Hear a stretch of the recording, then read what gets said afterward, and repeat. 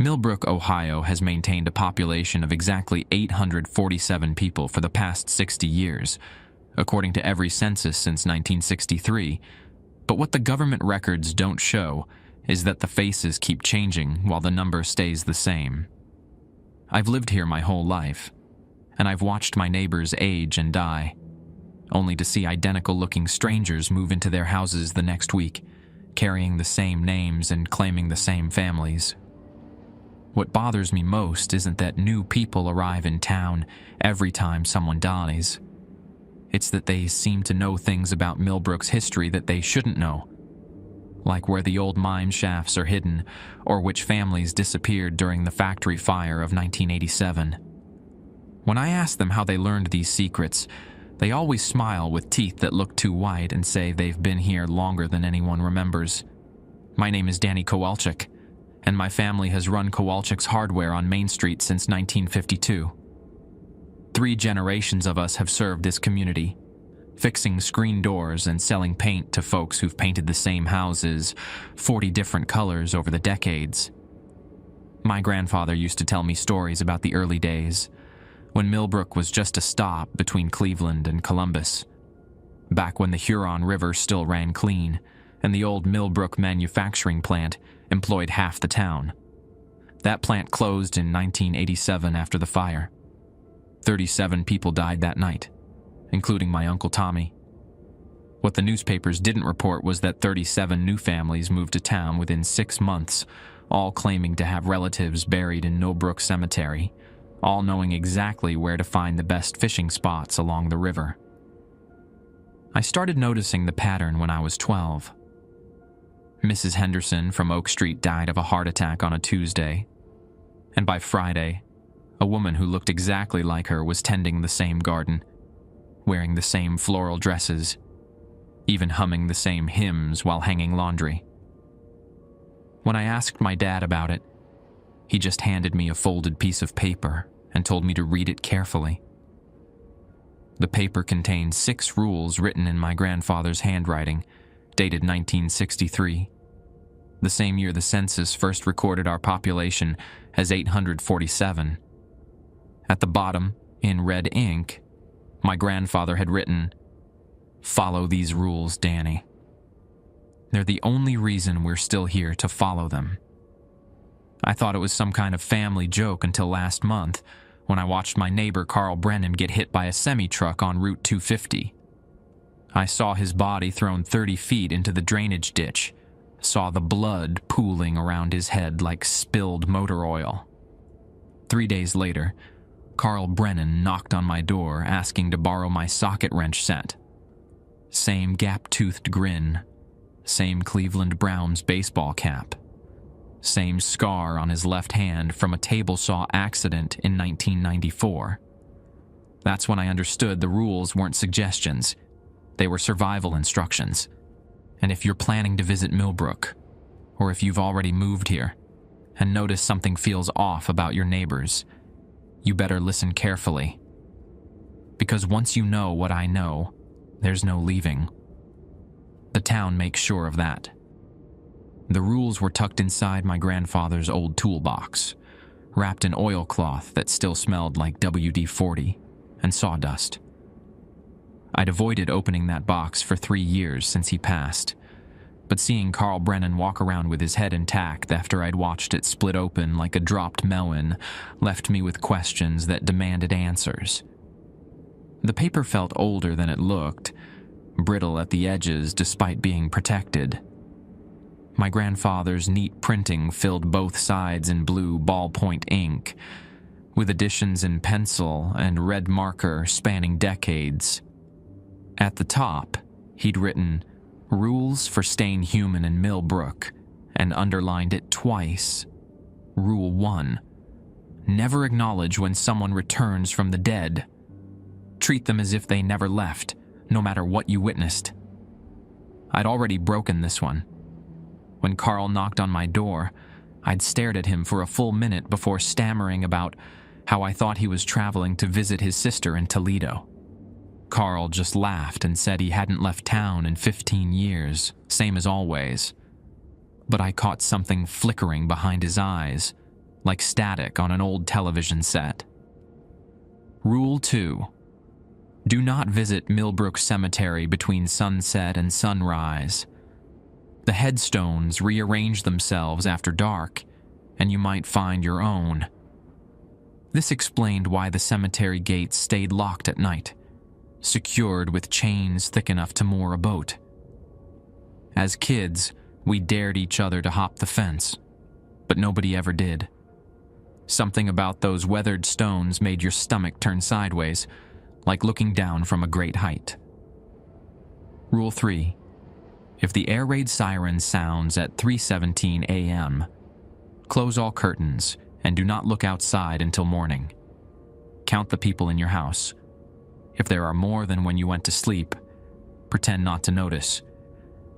I remembered that siren from my childhood, how it would wake the whole town with its mournful wail.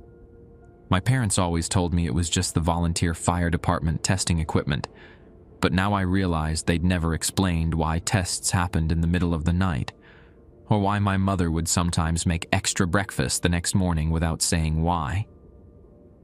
Rule 4. The Huron River runs backwards on the last Thursday of every month. Do not drink the water, do not touch it, and do not trust anyone who does. The Huron had always looked wrong to me, especially near the old manufacturing plant. The water moved too slowly, like syrup, and carried a metallic taste that lingered in the air, even when you weren't close to the bank.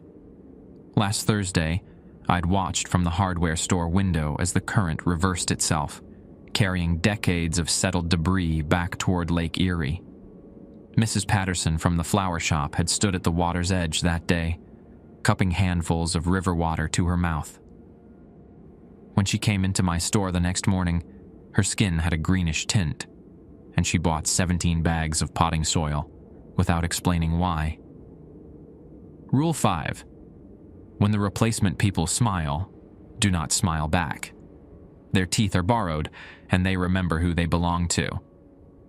Every replacement person I'd encountered had that same bright smile, too perfect and too white. Carl's teeth were straighter now than they'd been before the accident. Mrs. Henderson's replacement had a gold crown that the original Mrs. Henderson never possessed. I started paying attention to teeth after that, and noticed that longtime residents often avoided smiling altogether, keeping their lips pressed tight when the replacement people were around. Rule 6. Never ask about the numbers. The town knows when someone questions the count, and it does not appreciate curiosity.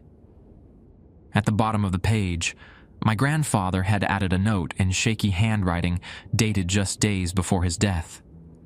Danny, the numbers aren't random.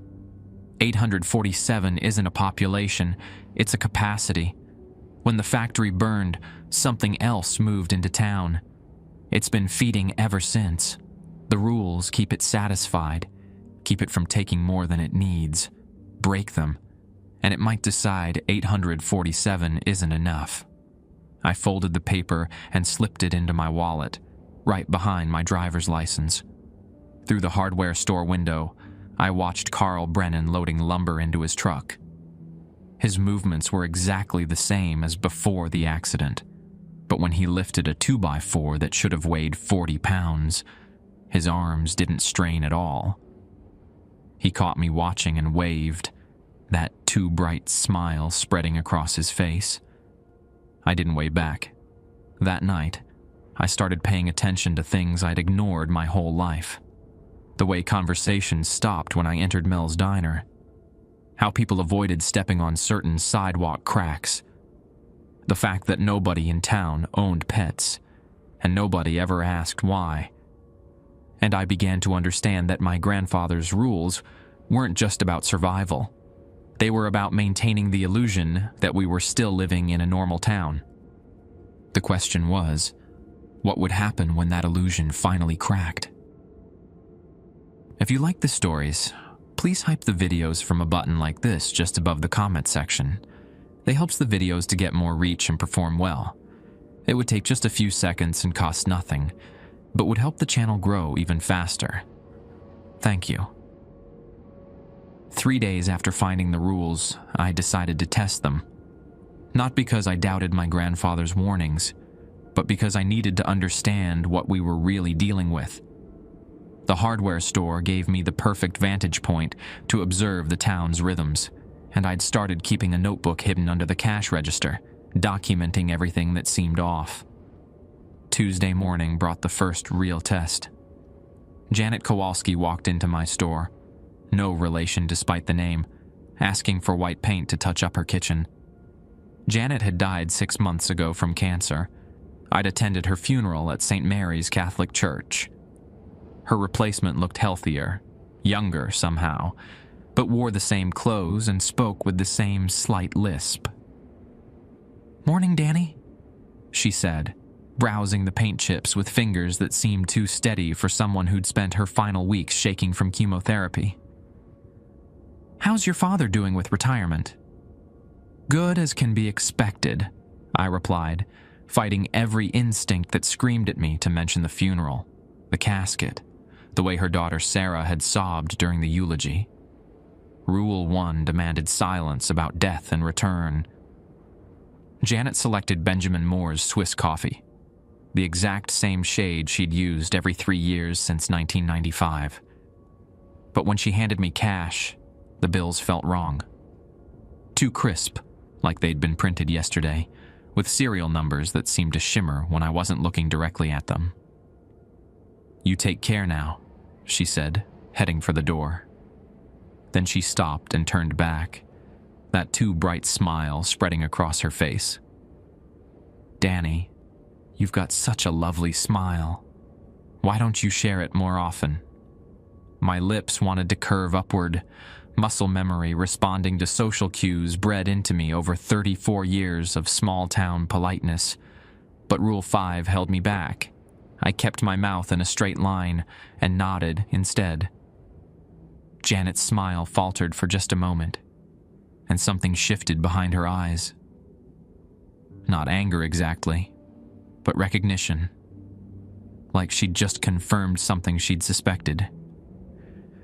"See you around," she said, and I caught myself counting her teeth as she left. 34. Most people have 32. That afternoon, I decided to visit the cemetery. Not to break Rule 2. I had no intention of being there after dark, but to understand why the headstones might rearrange themselves. The gate stood open during daylight hours, secured only by a simple latch that anyone could lift. Millbrook Cemetery sprawled across 4 acres behind the Lutheran church, filled with graves dating back to the 1800s.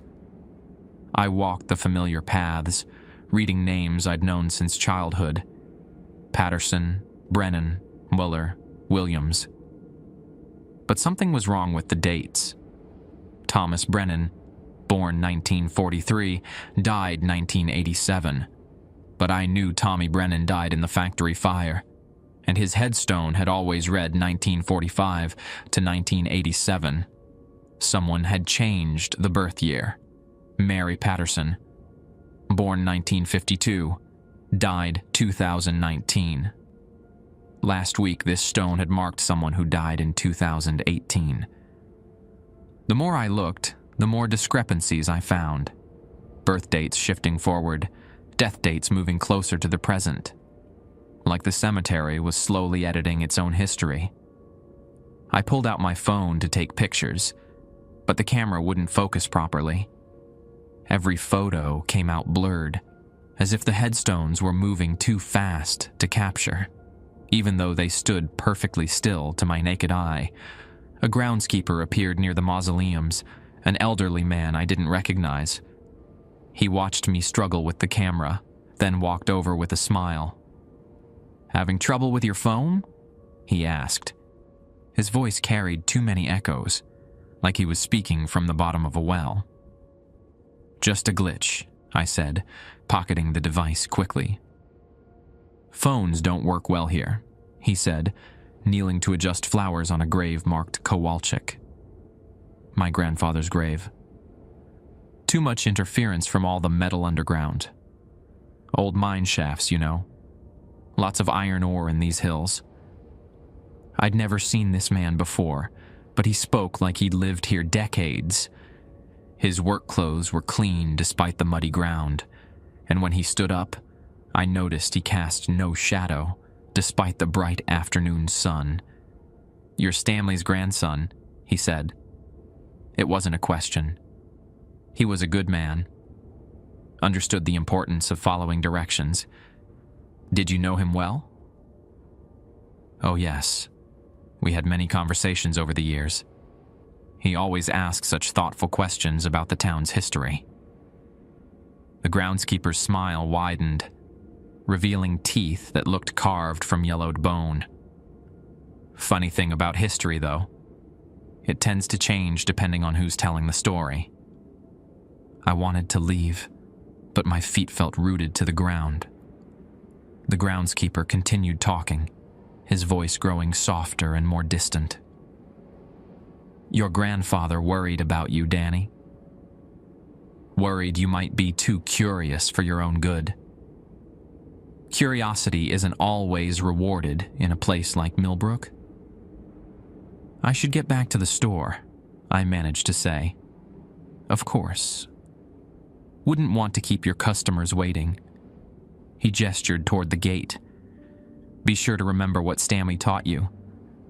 Some rules exist for very good reasons." I walked back toward Main Street on legs that felt like they belonged to someone else. The groundskeeper's words echoed in my head, but when I turned back for one last look, the cemetery appeared empty. No sign of the man who'd known my grandfather. No evidence that anyone had been tending the graves. That evening, I sat in my apartment above the hardware store, staring at my grandfather's rules and trying to make sense of what I'd experienced. The groundskeeper had mentioned mine shafts, but Millbrook had never been a mining town. We were agricultural, always had been, with the manufacturing plant being our only major industry.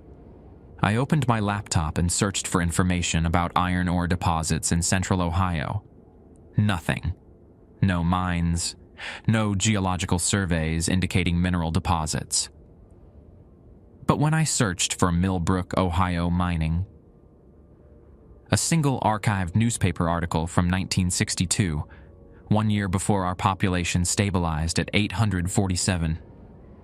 Millbrook construction project completed.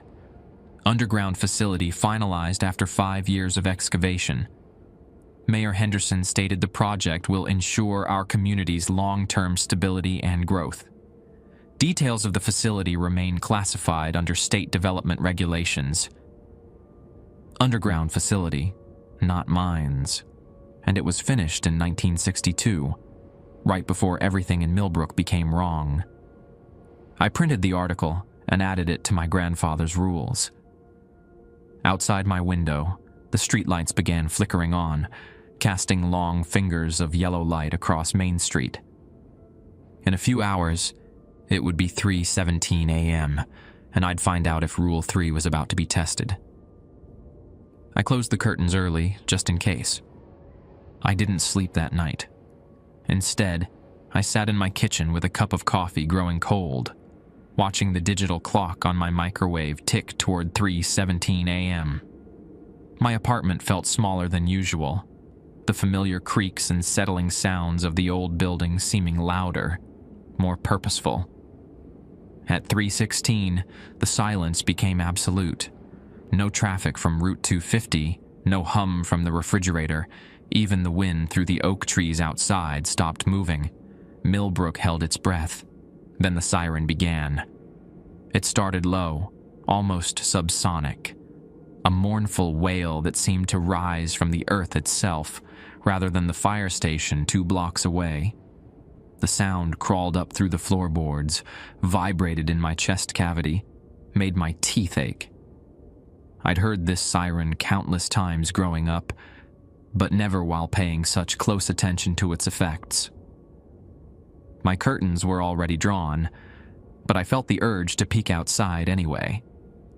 Rule 3 demanded I stay away from the windows, and as the siren continued its lonely song, I understood why. Something was moving out there. not walking or driving, moving in ways that defied the usual patterns of human locomotion. Footsteps echoed from the stairwell leading to my apartment.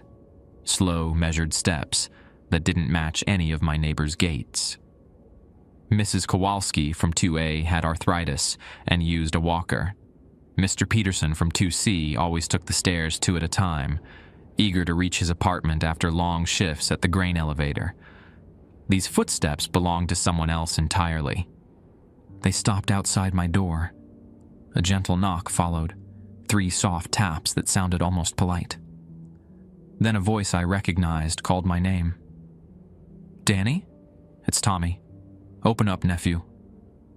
My Uncle Tommy, dead since 1987, buried in Millbrook Cemetery with a headstone I'd visited every Memorial Day for 37 years.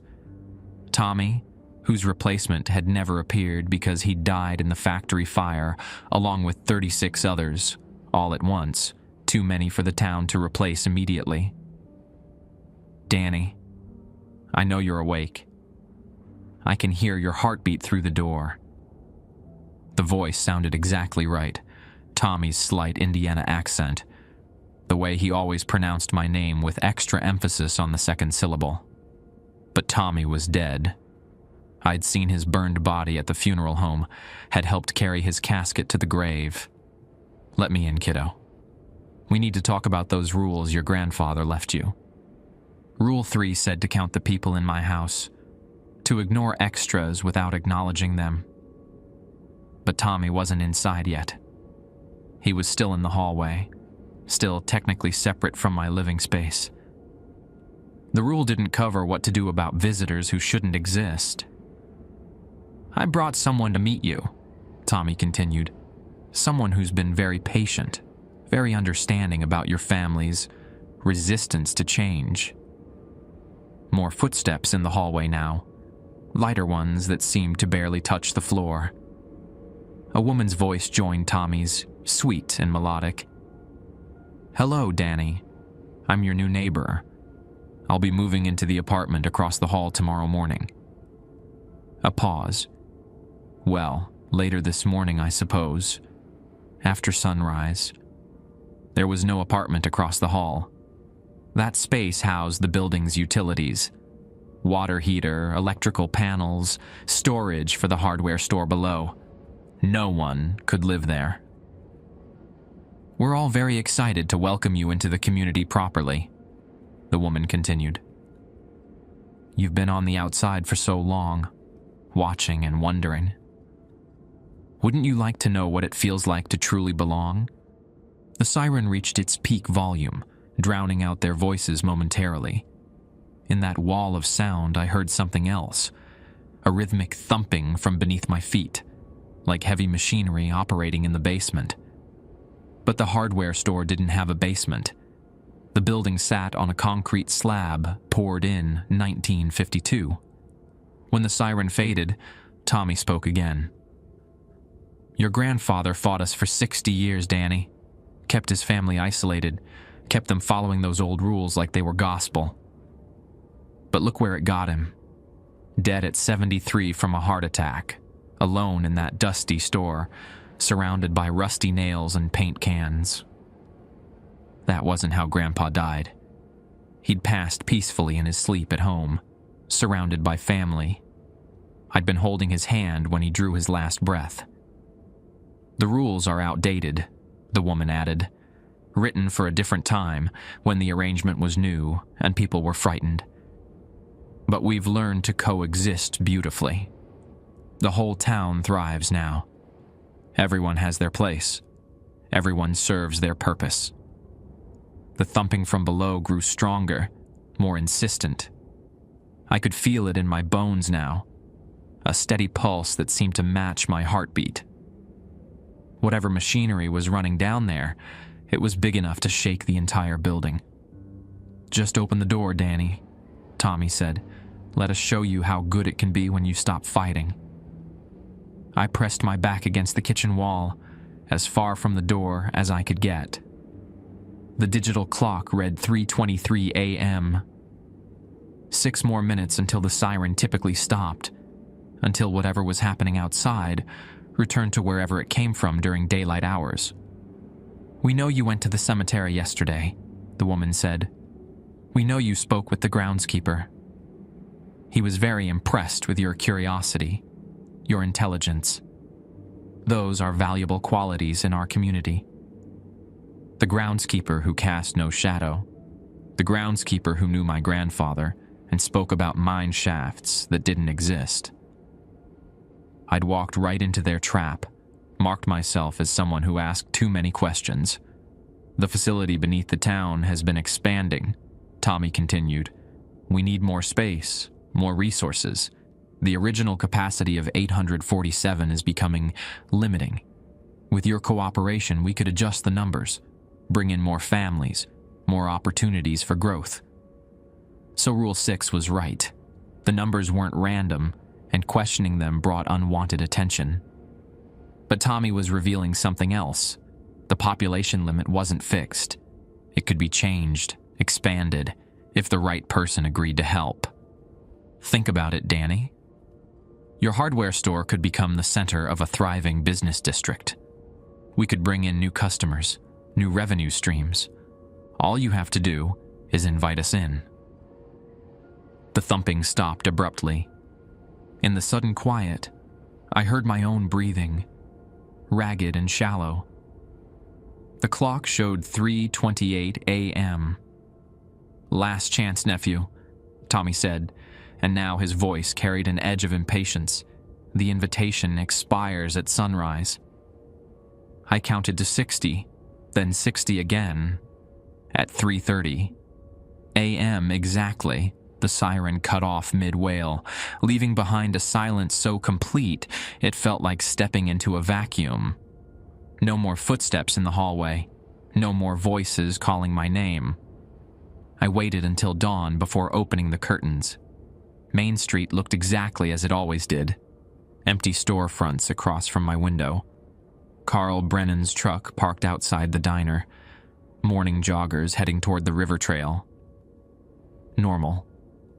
But when I went downstairs to open the hardware store, I found a business card slipped under the door. Heavy stock paper, embossed lettering that read Millbrook Development Corporation, with an address that corresponded to the empty lot next to the post office. On the back, written in my Uncle Tommy's handwriting, "The offer stands. We'll be in touch." I added the card to my growing collection of evidence, right next to my grandfather's rules, and the newspaper article about the underground facility. Tommy had mentioned expanding the capacity, bringing in more families. But families meant more deaths eventually, more replacements needed. The question was, what happened to a town when its capacity for replacement finally reached a breaking point? I had a feeling I was about to find out. The next morning brought customers I hadn't seen in years. People who'd moved away from Millbrook. People who'd died. People who'd never existed in the first place. They filtered into my hardware store like they'd been waiting for some signal, each one needing something specific and asking questions that felt like tests. Margaret Fulton wanted zip ties. 20 years dead from a stroke. But here, she stood examining packages of plastic restraints with the focused attention of someone planning a project. When I asked what she was working on, she smiled that too bright smile and said she was organizing some old family photos. David Crane needed industrial adhesive. I'd gone to high school with David before he enlisted and died in Afghanistan in 2003. His replacement looked exactly 22, frozen at the age he'd been when the IED ended his convoy patrol. He bought 3 tubes of construction cement and mentioned he was helping with renovations downtown. Each customer paid with those strange bills that felt wrong in my hands. Each one lingered longer than necessary, studying my face like they were memorizing it. By noon, I'd sold more merchandise than I typically moved in a week, but the transactions felt hollow, performative. Around 2 o'clock, I decided to investigate the address on Tommy's business card. The empty lot next to the post office had been vacant since I was a child. Nothing but weeds and broken concrete where a gas station had been demolished in the 1980s. But when I walked over during my lunch break, I found something. A building stood there now. Not new construction. This structure looked like it had been there for decades. Weathered brick and painted signs advertising Millbrook Development Corporation in faded letters. The front window displayed architectural plans and township maps, the kind of professional presentation you'd expect from a legitimate business. But I'd walked past this lot yesterday. It had been empty then, just as it had been empty every day for the past 40 years. The door stood propped open with a rubber wedge, cool air conditioning flowing out onto the sidewalk. A receptionist sat behind a modern desk, typing on a computer that hummed quietly. She looked up when I approached, her face familiar, despite being certain I'd never seen her before. "Mr. Kowalczyk," she said, like she'd been expecting me. "Please come in. Mr. Henderson is ready to see you." Henderson. The same name as the mayor who'd overseen the underground facility construction in 1962. The same name as the woman who'd been replaced after her heart attack. I stepped inside against my better judgment. The office felt larger than the building should have allowed, with hallways extending in directions that didn't match the exterior dimensions. Professional photographs lined the walls, aerial shots of Millbrook from various decades, but the town looked different in each one. Streets that curved in the wrong directions, buildings that shouldn't exist, familiar landmarks and places they'd never been. "Right this way," the receptionist said, leading me down a corridor that seemed to stretch farther with each step. "Mr. Henderson has been looking forward to meeting you." The man behind the mahogany desk could have been anywhere from 40 to 70 years old. His features shifted suddenly when I wasn't looking directly at him, like my peripheral vision was catching glimpses of different faces. When he stood to shake my hand, his grip felt too firm, too warm, like fever heat radiating through his palm. "Daniel Kowalczyk," he said, settling back into his chair. "Third-generation hardware store owner, lifelong resident, keeper of certain family traditions. Please, sit down." The leather chair molded itself to my body as if it had been custom-made for my exact measurements. Henderson opened a thick file folder and spread photographs across his desk. Pictures of my grandfather, my father, myself at various ages. Some showed me in places I'd never been, doing things I'd never done. "Your family has been remarkably resistant to progress," Henderson said, reviewing the photos like a medical examiner studying evidence. 3 generations of isolation, 3 generations of following outdated protocols. But traditions can evolve, Daniel. Adaptation is the key to survival. "What do you want?" I asked. "Partnership. Your grandfather's rules served their purpose when our arrangement was new, when the integration process was still being refined. But we've made significant advances since 1963.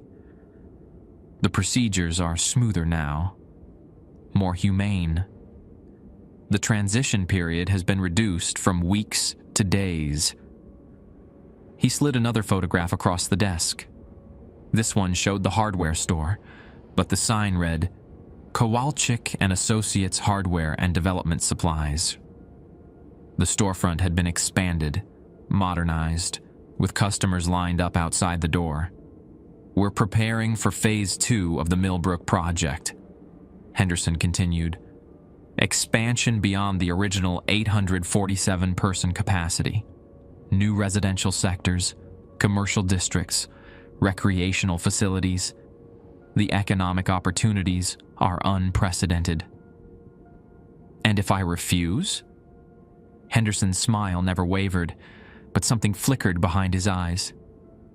"Refusal isn't really an option at this point, Daniel. You've seen too much, learned too much. The rules were designed to keep your family safely ignorant, but you've chosen knowledge over security. He opened another file, this one containing blueprints of the underground facility. The diagrams showed a vast network of tunnels and chambers extending far beyond Millbrook's borders, reaching toward other small towns in central Ohio. Penciled annotations marked locations as target sites and acquisition zones. The facility requires certain resources to maintain operations, Henderson explained. Organic materials, neural templates, consciousness matrices. Your grandfather understood this necessity and agreed to provide a limited supply in exchange for his family's protection. But his death terminated that arrangement. Neural templates, consciousness matrices. The clinical terminology couldn't disguise what he was really describing. People. The underground facility was processing people, somehow harvesting whatever made them human and using it to create the replacement population. Tommy wanted me to extend the original offer, I said, trying to keep my voice steady. Tommy is sentimental. He remembers you as the boy who helped him fix carburetors in your grandfather's garage. But sentiment is a luxury we can no longer afford. Henderson gathered the photographs and returned them to the file. The expansion timeline has accelerated. We need your cooperation by Thursday. Thursday, that was tomorrow. And tomorrow was also the last Thursday of the month. Rule 4, when the Huron River ran backwards. What happens Thursday? The monthly processing cycle completes. New templates are integrated, capacity calculations are updated, and territorial adjustments are implemented. Henderson stood up, extending his hand again. I do hope you'll make the right choice, Daniel. Millbrook has been your family's home for so long. It would be unfortunate if that had to change. I shook his hand because refusing seemed more dangerous than playing along. His skin felt like warm plastic, artificial and yielding. When I tried to pull away, his grip tightened momentarily before releasing. The receptionist will provide you with the necessary paperwork, he said. Review it carefully. Your signature on the partnership agreement will ensure your family's continued prosperity in our expanding community. The walk back to the hardware store felt like moving through thick water. Every step required conscious effort. Every breath tasted of metal and ozone. The receptionist had handed me a manila envelope sealed with red wax, and the weight of it seemed to increase as I carried it down Main Street. Back in my store, I locked the door and flipped the sign to closed. The envelope contained a contract, written in legal language, that made my eyes water when I tried to read it, along with a set of architectural plans for renovating the hardware store. The plans showed basement levels that couldn't possibly fit under the building, connected to a tunnel system that matched Henderson's blueprints. At the bottom of the contract, a signature line waited next to a red X. The ink looked fresh, still wet despite being printed on the page. Tomorrow was Thursday. Tomorrow the river would run backwards, carrying whatever the underground facility pumped into it back toward the source. Tomorrow, Henderson expected my signature on an agreement that would make me complicit in whatever was happening beneath Millbrook. But I still had one advantage Henderson didn't know about. I'd been following my grandfather's rules for 34 years, and I'd learned a few things about breaking them safely. Thursday arrived, with a thick fog that rolled in from the river before dawn, turning Main Street into a gray tunnel where familiar buildings became half-remembered shadows. I'd spent the night planning instead of sleeping, studying my grandfather's rules for loopholes and hidden meanings. If Henderson expected an answer by end of day, I needed to understand exactly what I was refusing. The hardware store felt different when I unlocked it that morning. The replacement customers had left behind an atmosphere that clung to the walls like cigarette smoke. I decided to close early, before Henderson could send more of his people to pressure me. But first I had research to do. I started in the basement that shouldn't exist. The entrance was hidden behind the water heater. A narrow door I'd assumed led to utility access. But when I moved the heater aside, and it shifted far too easily for something that should have weighed 300 pounds, I found stairs descending into darkness. My flashlight beam revealed concrete walls marked with numbers and arrows, a system for navigating whatever lay beneath Millbrook. The stairs ended at a maintenance tunnel wide enough for two people to walk side by side. Pipes and electrical conduits ran along the ceiling, humming with energy that made my teeth ache. The air tasted of copper and something organic, like meat left too long in warm water. I followed the tunnel north, toward the river. The walls displayed maps every 50 feet, detailed layouts of Millbrook's surface streets, with corresponding underground passages marked in red ink.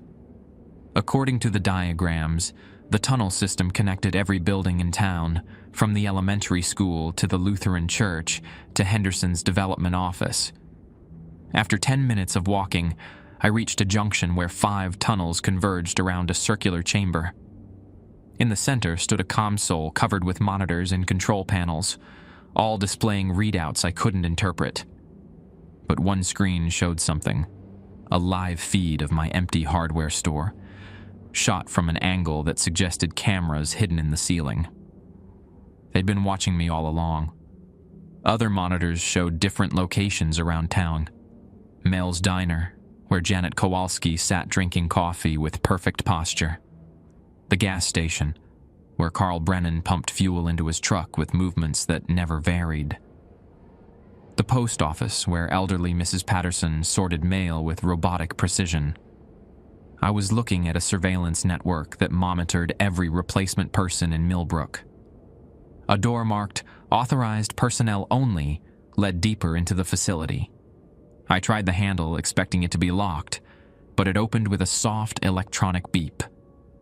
Beyond lay a corridor lined with windows that looked into observation rooms. And in those rooms, bodies. Dozens of them, suspended in tanks filled with pale green fluid. Some I recognized. Former residents of Millbrook who died over the past decade. Others were strangers, but their faces held the same slack expression of the replacement people walking around town above. This wasn't about consciousness matrices or neural templates. This was simpler and more horrifying. Henderson's operation was growing replacement bodies in tanks, using them to maintain Millbrook's population while the original residents disappeared one by one. At the end of the corridor, I found the processing center. Industrial machinery filled a chamber the size of an airplane hangar, with conveyor belts carrying what looked like oversized cocoons toward vats of bubbling chemicals. The air here reeked of formaldehyde and something sweet that made me gag. A technician in a white coat stood monitoring the process, making notes on a clipboard. When he turned around, I saw that half his face was missing. Not injured, but simply absent, as if someone had forgotten to finish drawing him. He looked at me with one eye and smiled with half a mouth. "You're early," he said in a voice that sounded like two people talking at once. "Processing doesn't begin until the river reverses." Rule 4. The river running backwards on the last Thursday of every month. That's when they conducted their harvesting operation, when whatever they pumped into the Huron would flow back toward Lake Erie instead of collecting in Millbrook's water system. "Mr. Henderson is expecting you in Chamber 7, the technician continued, pointing toward a door marked with biohazard symbols. "Your template has been prepared." My template. They'd already grown a replacement for me, probably been growing it for weeks in anticipation of this moment. The partnership agreement wasn't about cooperation. It was about voluntary surrender, making the transition easier for everyone involved. I backed toward the corridor, but the door had sealed itself when I entered. The technician watched me with his single eye, still smiling that half smile.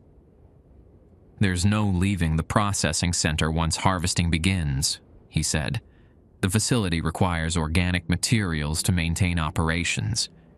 Your grandfather understood this necessity." "My grandfather never came down here." "Oh, but he did. Every month for 60 years, he delivered the required specimens. Vagrants, travelers, people who wouldn't be missed. He kept very detailed records." The technician consulted his clipboard. "But his death created a supply shortage. We've been making do with emergency reserves, but the replacement population requires fresh materials for stability." My grandfather hadn't been protecting our family from Henderson's operation. He'd been feeding it. The rules weren't about resistance. They were about maintaining the necessary ignorance to keep the system running. And now that he was gone, Henderson needed a new supplier. That's why they wanted me as a partner. That's why the hardware store would become Kowalczyk and Associates Hardware and Development Supplies. Alarms began blaring throughout the facility. Red lights flashed in sequence, and the machinery around me shifted into higher gear. Through the observation windows, I watched the tank-grown bodies begin moving, twitching in their green fluid like they were waking up. "River reversal commencing," an automated voice announced over hidden speakers. "All personnel to designated positions. Harvesting cycle initiating in T-minus 10 minutes. The technician gestured toward Chamber 7. "Your cooperation would make this process significantly more pleasant for everyone involved. The neural extraction equipment is quite sophisticated. You'd barely feel a thing." I looked around frantically for another exit and spotted a maintenance ladder leading to an overhead catwalk. The technician moved to intercept me, but his coordination was wrong. The missing half of his face seemed to affect his depth perception. I ducked past him and climbed as fast as I could. The catwalk provided a bird's-eye view of the entire operation. Hundreds of tanks filled the chamber below, most containing fully formed bodies ready for deployment. At the far end, a massive pipe system connected to what had to be the river outlet, the source of Millbrook's backwards flowing water. And walking among the tanks, inspecting his harvest like a farmer checking crops, was Henderson. He'd shed his human appearance entirely now, revealing something that looked like it had been assembled from spare parts of different people.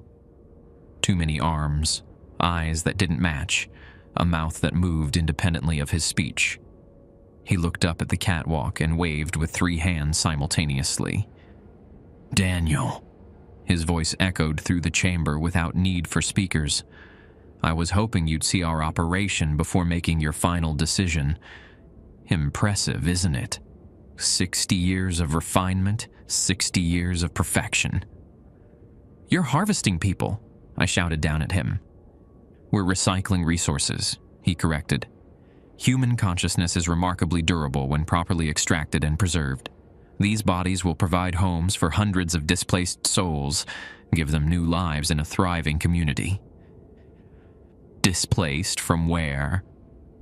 Henderson's assembled face attempted something like sadness. "From all the other towns, Daniel.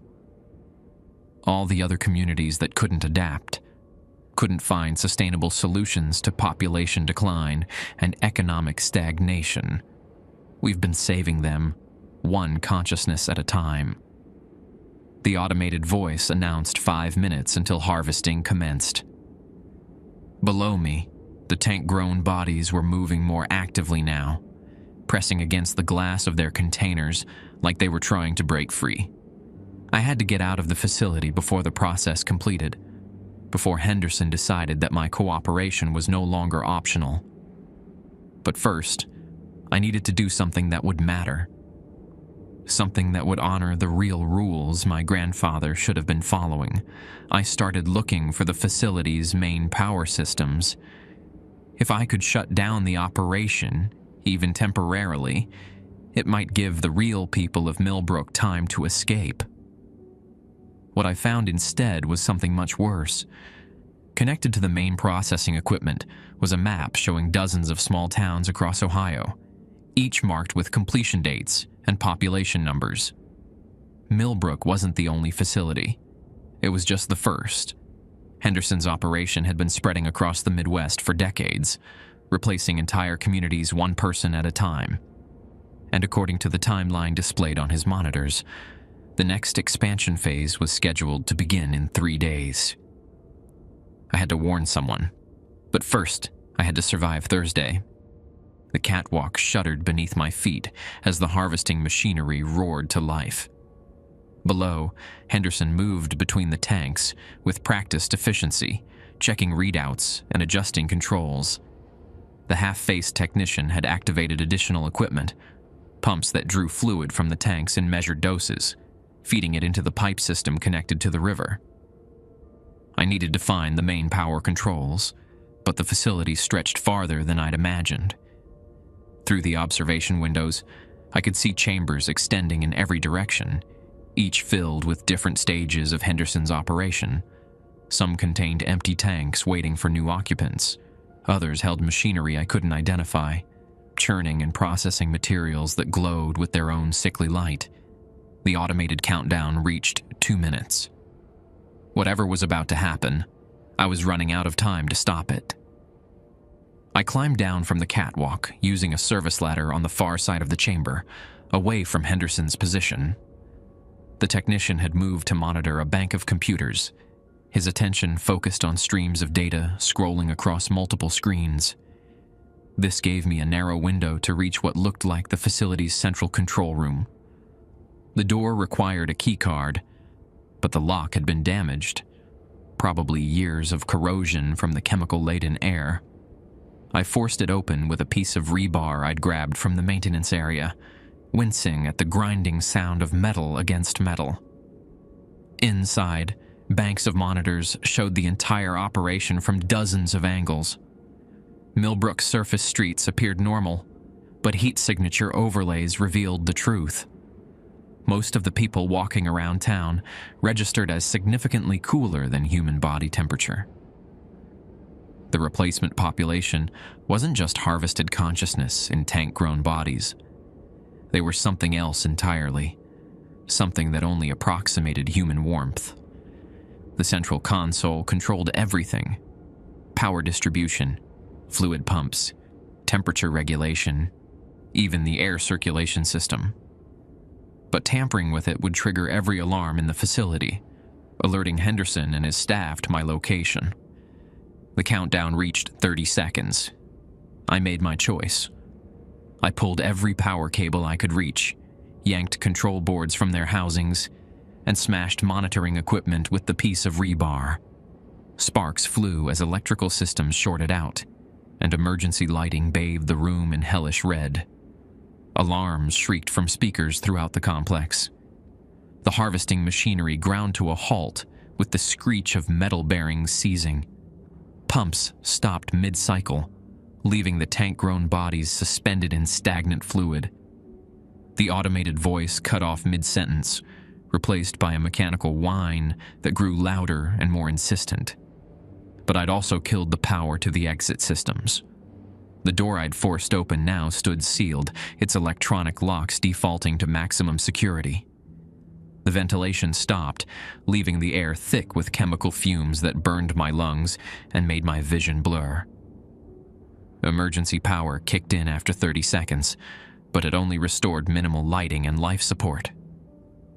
Henderson's voice echoed through the facility, no longer bothering with human intonation.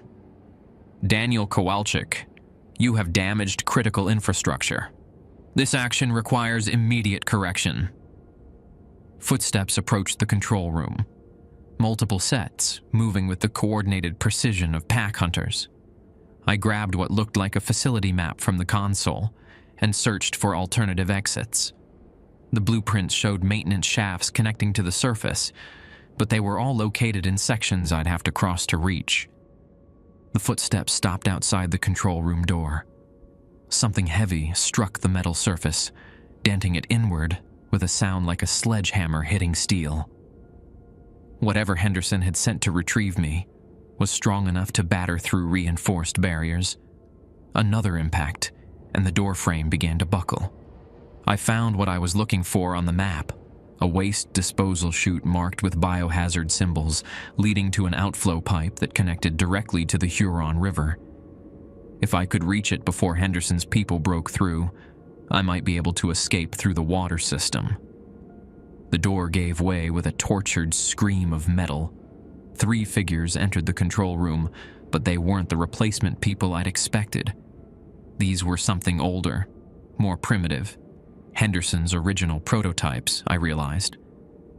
Their bodies had been assembled from mismatched parts, stitched together with surgical precision, but no attention to aesthetic consistency.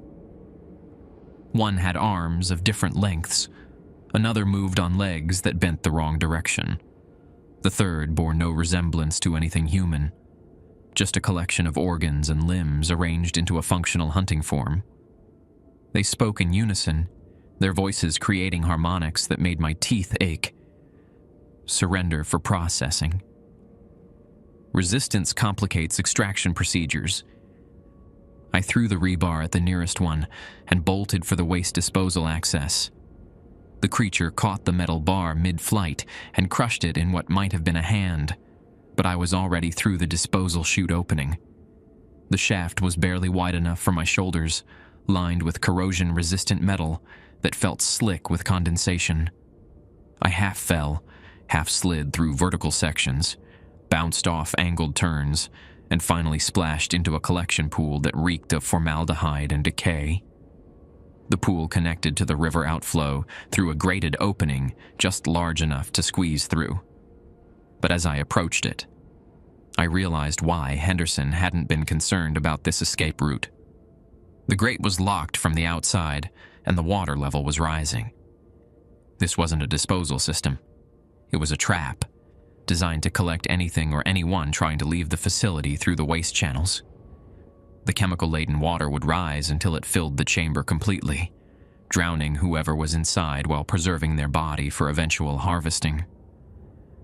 The liquid already reached my waist and climbed steadily. I had maybe 5 minutes before it reached the ceiling. I attacked the grate with my bare hands, pulling at the metal bars until my fingers bled. The lock mechanism was corroded but still functional, designed to withstand more force than I could apply. The water continued rising, carrying a foam that burned my skin wherever it touched. That's when I remembered Rule 4. Do not touch the water when the river runs backwards. The Huron was flowing in reverse now, carrying whatever Henderson pumped into it back toward Lake Erie instead of away from Millbrook. But the rule didn't specify why touching the water was dangerous, only that it shouldn't be done. I was already touching it, already submerged to my chest in the chemical mixture that fed into the river system. If the rule was meant to protect people from contamination, I'd already broken it beyond repair. But maybe that was exactly what I needed to do. I stopped fighting the grate and instead focused on the lock mechanism itself. The metal was old, weakened by decades of exposure to Henderson's chemical processes. I wrapped both hands around the central locking bar and pulled with everything I had, using my body weight and the buoyancy of the rising fluid to add leverage. The lock snapped. I pushed through the grate just as the water reached my neck, swimming through the outflow pipe toward whatever lay beyond. The current was wrong, flowing upstream like Rule 4 had warned, but it carried me away from Henderson's facility and toward the main river channel. I surfaced in the Huron near the old manufacturing plant, gasping and retching up chemical-tainted water. My skin felt like it was on fire, covered in a film that glowed faintly in the afternoon light. Whatever I'd been exposed to in Henderson's system was still working its way through my bloodstream, making my vision sharper and my hearing more acute than normal. The replacement people were waiting for me on the riverbank. Janet Kowalski, Carl Brennan, Mrs. Patterson, and a dozen others stood in a perfect line along the water's edge. They watched me struggle toward shore with expressions of patient curiosity, like scientists observing a lab rat navigate a maze. "Daniel," Janet called out as I crawled onto the muddy bank. "You look unwell. Perhaps you should seek medical attention." "The facility has excellent healthcare resources," Carl added. "Very modern equipment, very qualified staff." They spoke in turn, each voice blending seamlessly with the next, creating a chorus that seemed to come from a single mind distributed across multiple bodies.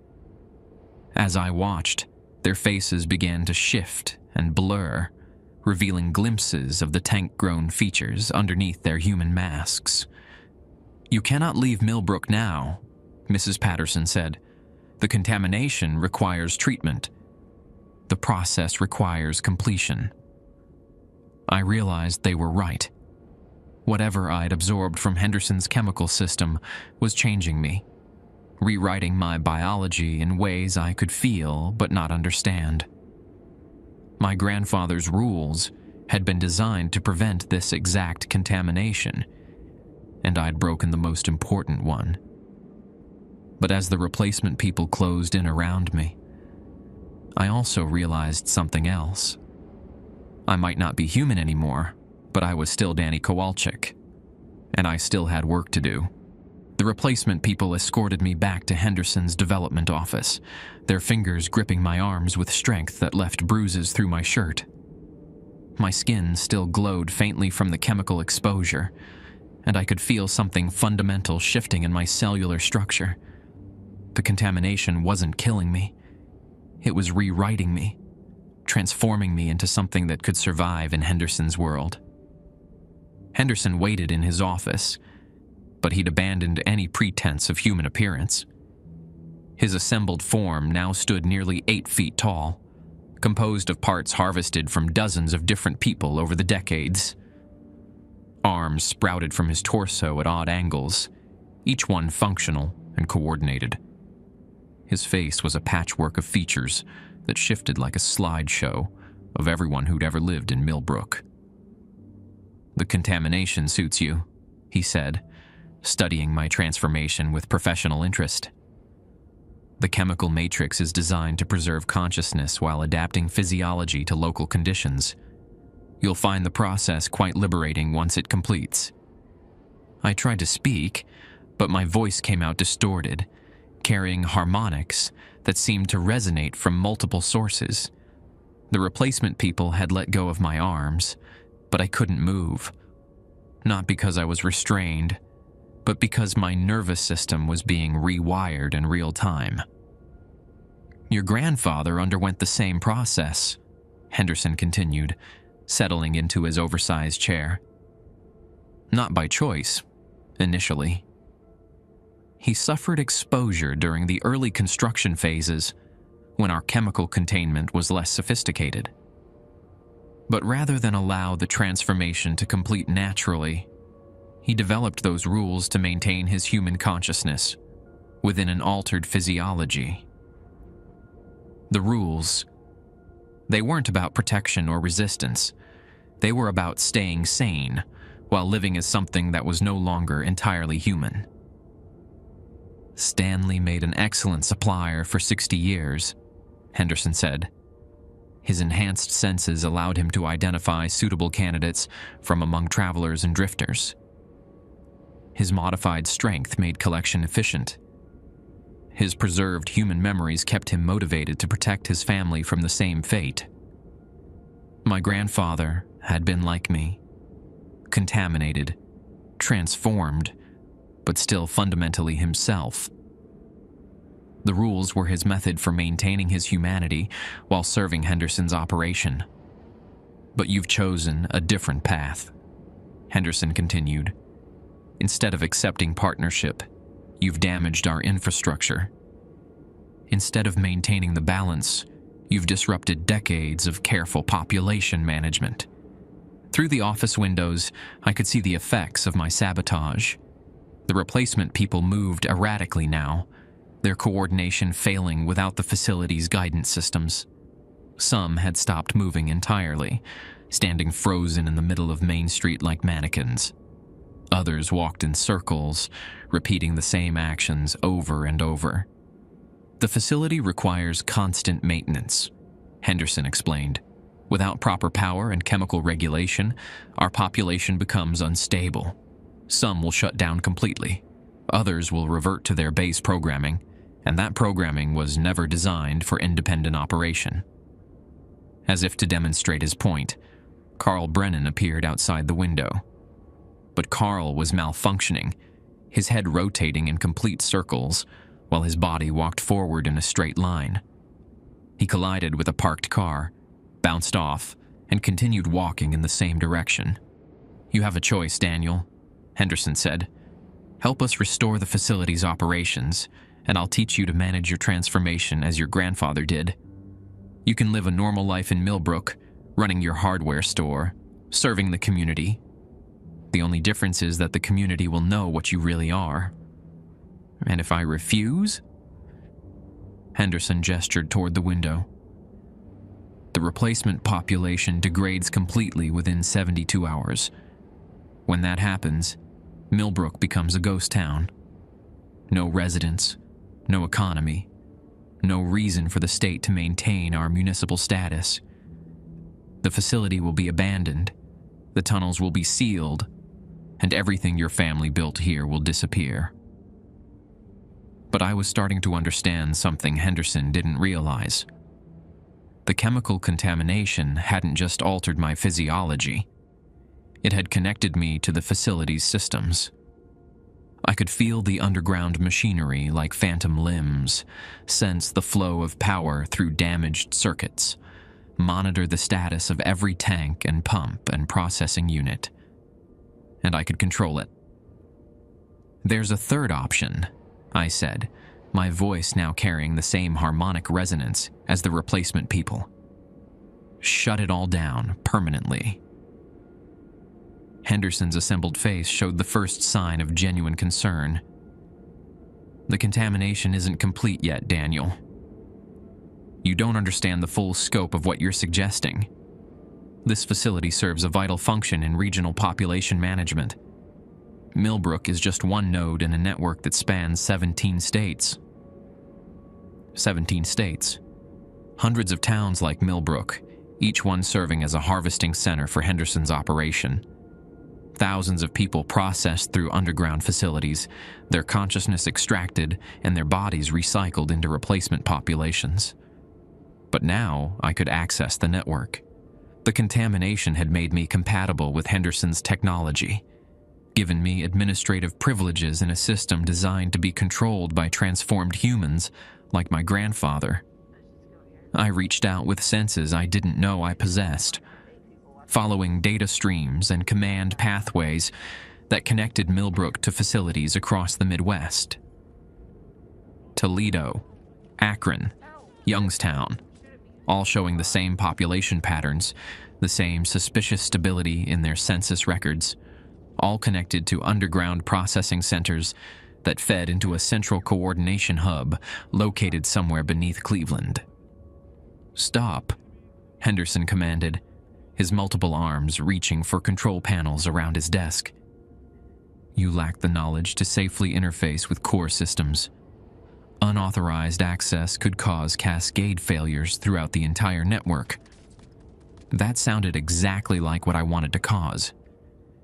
I pushed deeper into the system, ignoring Henderson's warnings as I mapped the full extent of his operation. The network was vast, older than I had imagined, with some facilities dating back to the 1940s. But it was also fragile, dependent on constant maintenance and regular updates from each local node. If I could overload Millbrook's systems, the resulting data surge would propagate through the network, potentially destabilizing every connected facility. Henderson lunged toward me with inhuman speed, his multiple arms attempting to restrain me while his assembled mouth spoke in voices I recognized. My grandfather, my father, neighbors who died over the years. Stanley helped me reason with the boy. He doesn't understand what he's destroying. But my grandfather's voice, when it came through Henderson's throat, said something different. "Do it, Danny. Finish what I should have done 60 years ago." I gathered every bit of processing power the contamination had given me and focused it on Millbrook's core systems. Power surged through damaged circuits, overloading safety mechanisms and triggering emergency protocols. The facility's chemical pumps reversed direction, flooding the tank chambers with corrosive agents that dissolved the replacement bodies before they could be deployed. Henderson screamed with a dozen different voices as the network connection severed, cutting off his access to resources in other towns. Without the constant flow of harvested consciousness, his assembled form began to deteriorate, pieces of borrowed flesh falling away to reveal the mechanical framework underneath. "You've doomed yourself," he gasped as his face began to slide off his skull. The contamination requires regular treatment to remain stable. Without the facility's medical systems, you'll lose cohesion within days. I could feel the truth of his words. The chemicals in my bloodstream were already beginning to break down, and my enhanced senses were fading. Whatever I'd become through exposure to Henderson's system, it wasn't sustainable without ongoing support. But that was fine. I'd never wanted to be anything other than human. Through the office windows, I watched the replacement people shut down one by one, their tank-grown bodies collapsing as the facility's power grid failed completely. Soon, Millbrook would be empty, except for whatever original residents had managed to hide from Henderson's operation over the decades. The town would die, but it would die human. Henderson made one final attempt to reach his emergency controls, but his borrowed body was disintegrating too rapidly. I helped him fall, making sure he landed hard enough to scatter the remaining pieces of his assembled form across the office floor. "The network will rebuild," he whispered with his last functional mouth. "Other coordinators will take my place. You've only delayed the inevitable. Maybe." But delay was better than surrender. I walked out of the development office as it began to collapse behind me, the building returning to the empty lot it had always been. Main Street stretched before me, populated now only by motionless replacement people and the eerie silence of a town learning how to be dead. The state police found Millbrook empty on Friday morning. No residents, no explanations, just 847 driver's licenses and identification cards scattered across Main Street like confetti after a parade nobody remembered attending. The cars remained parked in neat rows, keys still in ignitions, fuel tanks full. Houses stood unlocked with meals half-finished on kitchen tables, television sets broadcasting to empty living rooms. I watched the investigation unfold from my grandfather's attic, where I'd retreated as the chemical contamination began its final breakdown. My enhanced hearing picked up radio conversations between confused officers trying to make sense of a town that had simply stopped existing overnight. They found no signs of violence, no evidence of mass evacuation, no indication that 847 people had ever lived in the neat houses lining Millbrook's quiet streets. The hardware store remained exactly as I'd left it. Cash register full of those strange bills that now felt like ordinary currency in my deteriorating hands. The investigators cataloged everything with methodical precision, photographing empty shelves and dusty aisles while searching for clues that would never make sense. Henderson had been right about one thing. Without the facility's support systems, my transformation was unstable. I could feel my cellular structure breaking down hour by hour. The borrowed enhancements that had allowed me to interface with his network slowly dissolving back into base components. But unlike the replacement people with their tank-grown bodies, I had something to fall back on. I was still Danny Kowalczyk, still human where it mattered. The FBI arrived on Saturday, bringing specialists in mass disappearances and potential terrorist incidents. They set up a command center in what used to be Mel's Diner, running background checks on residents who existed only in government databases and family photographs found in abandoned homes. Agent Martinez, a woman with kind eyes who reminded me of my third-grade teacher, interviewed neighbors from surrounding townships. Everyone remembered Millbrook as a quiet community where nothing unusual ever happened, a place where people kept to themselves, where the population never seemed to change much over the years. Nobody mentioned the replacement people. Nobody recalled the two bright smiles or the teeth that belonged to other faces. The collective memory had already begun adjusting itself, smoothing over the inconsistencies that had defined life in Henderson's town. By Sunday, my vision was failing, and my hands had begun to lose cohesion. I spent the day writing everything down, every detail I could remember about the facility, Henderson's network, the rules my grandfather had used to maintain his sanity. I sealed the pages in waterproof containers and hid them throughout the hardware store, hoping future investigators might piece together the truth, even if they couldn't believe it. The chemical contamination reached critical breakdown that evening. I felt my consciousness beginning to fragment, scattering like dust in wind. But instead of the dissolution Henderson had predicted, something unexpected happened. I found myself connected to every hiding place in Millbrook, where real residents had waited out Henderson's occupation. Mrs. Chen in her root cellar, surviving on canned goods and rainwater. Old Pete Kowalski behind a false wall in his basement, counting days on a calendar he'd carved into concrete. 7 families total. The original population that had refused replacement, maintaining their humanity through 60 years of careful hiding. They emerged as my awareness faded, blinking in sunlight they hadn't seen for decades.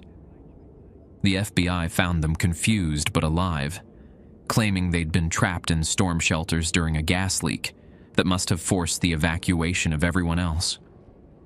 Agent Martinez helped them into ambulances, her kind eyes reflecting relief at finding survivors in a case that defied every protocol. She never questioned why these 8 people remembered a different version of Millbrook's history, or why their stories contained details that couldn't be verified through official records. As consciousness finally left me, I felt the town begin to heal. New families would move into the empty houses eventually. Children would play in streets that had forgotten the sound of laughter. Millbrook would become human again, one genuine resident at a time. The rules were buried with Henderson's facility, but their purpose lived on in a simpler form. Remember what you are. Protect what matters. Never stop being human, even when it costs everything.